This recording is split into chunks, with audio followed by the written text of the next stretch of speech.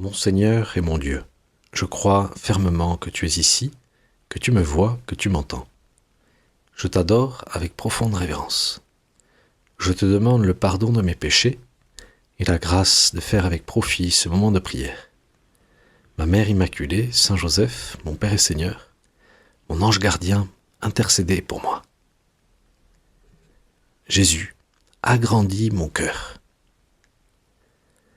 Il y a un petit peu moins d'1 an, un ami prêtre écrivait une lettre un peu spéciale à ses paroissiens. Et il disait ceci: à quelques jours de la Semaine Sainte, l'épreuve de la maladie vient s'imposer dans mon chemin de carême. Je suis atteint d'un cancer qui nécessite un traitement de chimiothérapie ainsi qu'une intervention chirurgicale. Et ce prêtre, Cyril Gordien, après quelques mois de lutte, presque 1 an, a rendu son âme la semaine dernière. Il a été édifiant pour tous, parce que durant ces mois, il s'est battu et il a surtout continué à être le curé qu'il a toujours été, dévoué pour ses paroissiens, avec ce désir de faire tout ce qu'il pouvait jusqu'au dernier moment. Célébrer des messes, rencontrer ses paroissiens et confesser. Et en voyant la vie de mon ami Cyril, qui est mort à 48 ans, jeune, on peut se dire que c'est bien injuste, que déjà qu'il n'y a pas beaucoup de prêtres, si en plus notre Seigneur les prend avec lui si jeunes, on va pas y arriver. C'est une réaction bien normale devant le grand mystère de la maladie, le grand mystère de la mort. Et en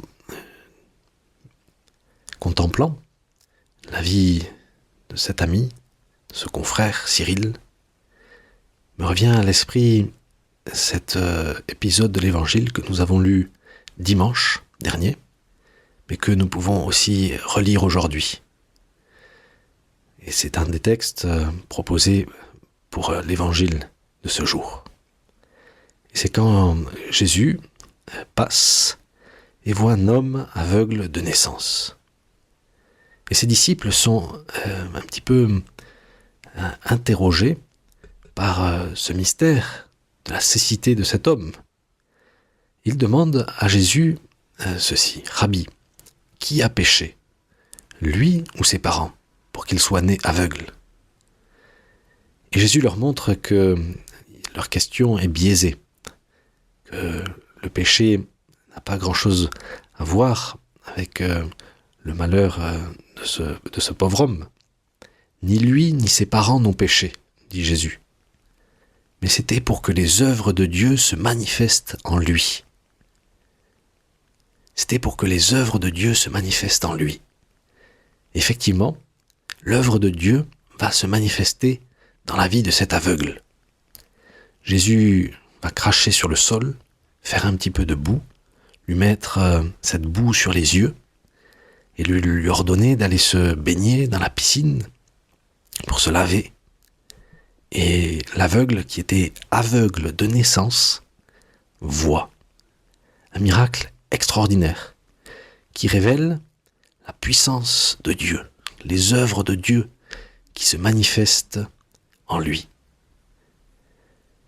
Et face à ce mystère de la souffrance, face au mystère de la mort, qui frappe de manière injuste, on pourrait dire, le Seigneur nous donne un début d'explication. Non pas une explication sur le pourquoi du mal, sur le pourquoi de la mort, mais il nous donne cette piste qui peut être une grande source de consolation. C'est pour que les œuvres de Dieu soient manifestées en lui, que cet homme était aveugle depuis sa naissance, qu'il ne voyait pas qu'il avait cet handicap terrible. C'était pour que les œuvres de Dieu soient manifestées aujourd'hui, maintenant, quand Jésus va poser ses mains sur les yeux de l'aveugle et lui rendre la vue.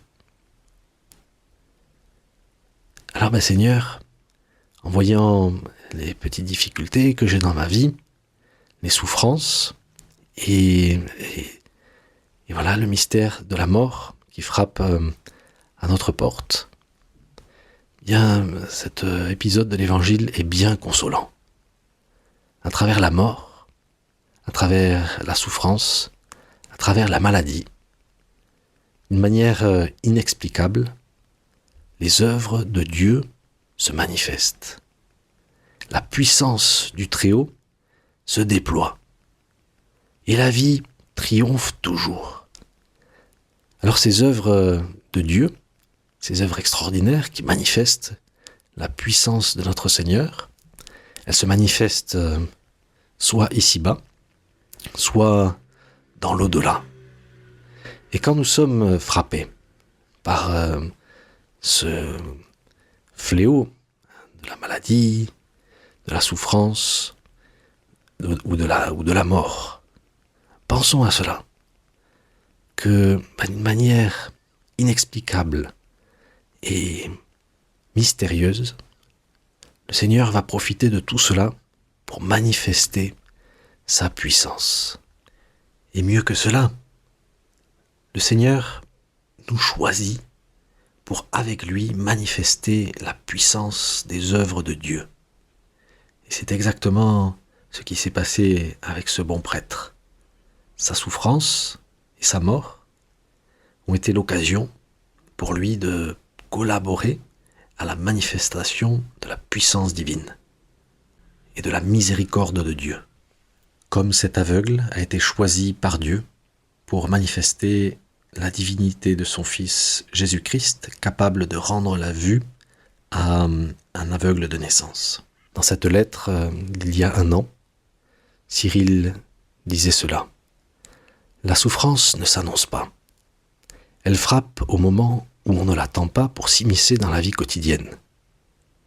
Je souhaite la recevoir comme un moyen de m'unir davantage au Christ et à l'offrande de sa vie pour le salut des âmes. Je désire l'offrir pour notre Sainte Mère l'Église, traversée par de grands troubles qui l'agitent de l'intérieur.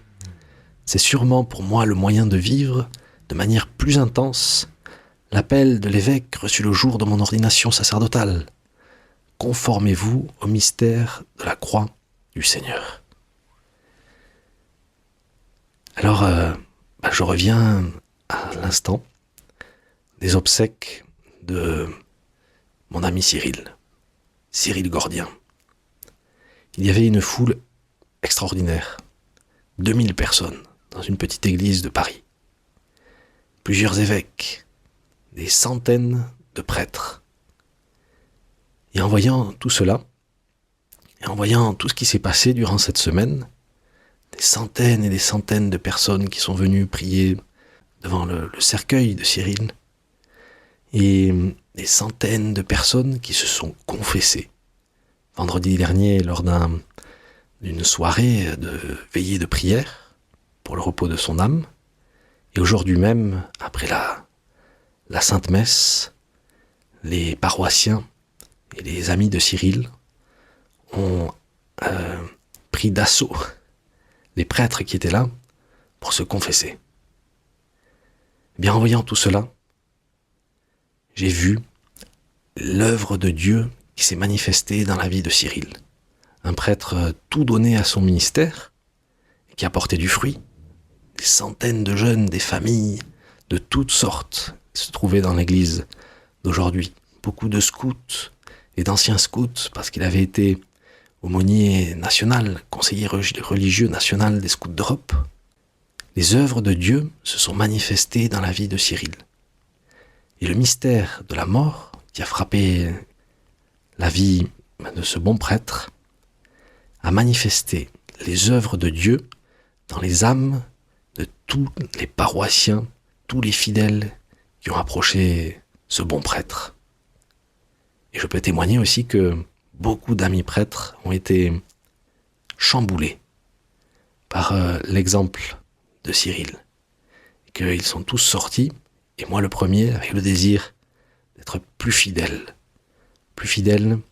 à mon sacerdoce, plus fidèle à cet appel universel à la sainteté que j'ai reçu le jour de mon baptême. Alors oui, je ne comprends pas, et je ne comprends toujours pas pourquoi le Seigneur nous a pris Cyril,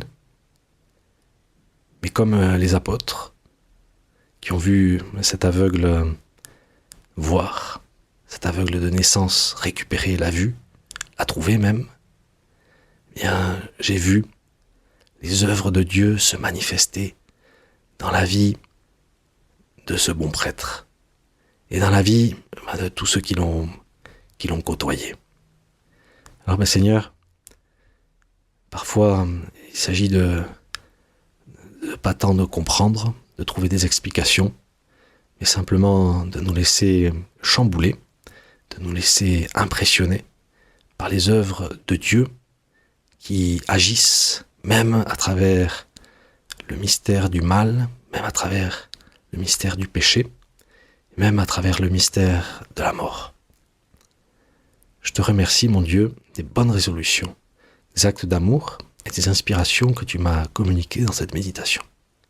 Je te demande de m'aider à les mettre en pratique. Ma Mère Immaculée, Saint Joseph, mon Père et Seigneur, mon ange gardien, intercédez pour moi.